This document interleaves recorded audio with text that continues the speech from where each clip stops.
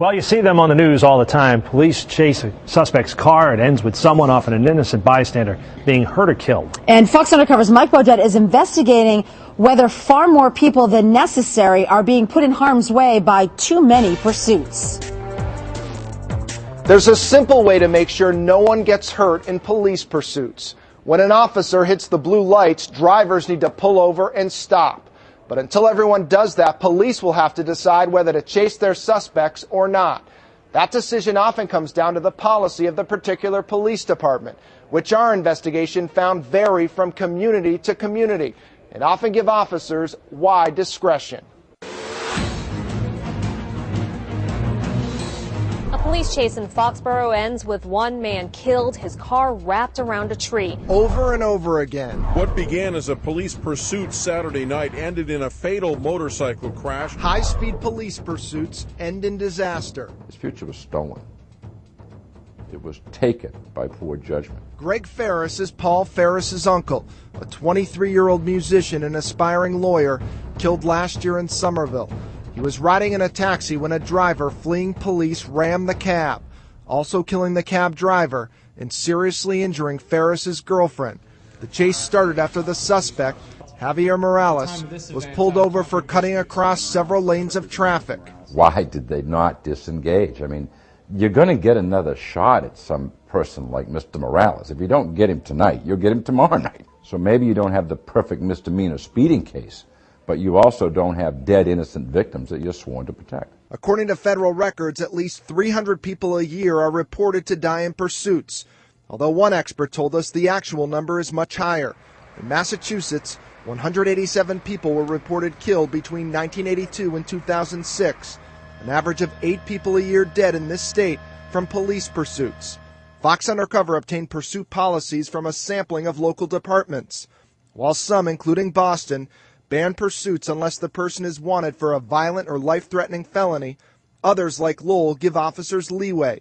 If at all possible, take preventative measures in an attempt to avoid continuing a high-speed chase. There seems to be some wiggle room in some of these policies. Some of the policies, the ones that you're quoting from, I mean, that kind of vague, non-specific, uncertain language is a degree of wiggle room. Thomas Nolan is a former Boston police lieutenant who now teaches law enforcement at Boston University. A pursuit is something that's chaotic, it's dangerous, it's an extreme risk, and it's something that should be undertaken only under extremely rare circumstances. Nolan says violent felonies or extremely erratic driving are some of those rare circumstances. And if it's for something as minor as a possessory drug offense or a stolen car, let it go. Let them go is now what state police must do.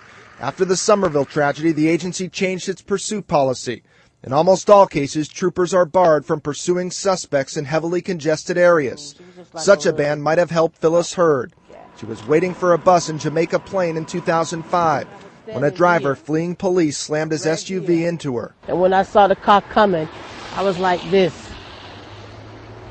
Didn't know which way to go. And when I took off running, it hit me right here. Hurd suffered only minor injuries, but this video of the bus stop shows how much worse it could have been. I'm very lucky. Very lucky. Last year in Marshfield, a complaint about a speeding motorcycle led police to chase Paul Rayum. He fled, eventually driving into an oncoming car on Route 3A, killing himself and injuring 2 people. Philip Tavares is a captain with the Marshfield Police Department. Given the outcome, 1 person dead, innocent people injured, was it worth it? I don't know that we'll ever have the answer to that.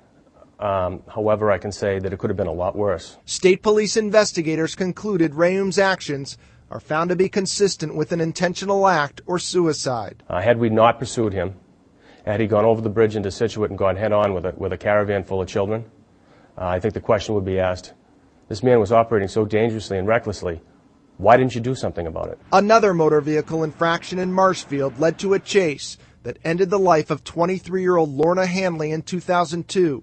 She was a passenger in a car that was driven over 90 miles per hour at times before heading down an embankment and bursting into flames. Marshfield policy says police pursuits are barred when the pursuit itself has a higher potential for serious injury or loss of life than does the threat posed by the escape of the suspect. It seems like you violated your own policy.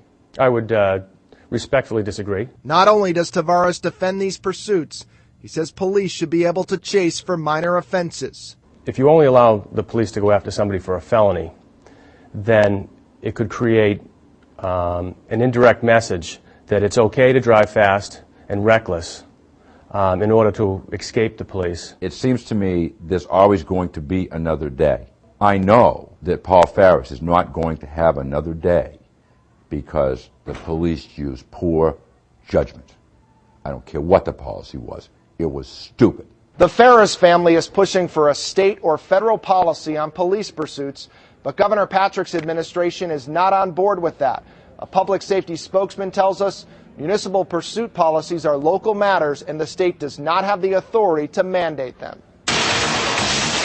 Do you have a story we should investigate? Call us at 1-800-TV-FOX25. I'm Mike Bodette for Fox Undercover.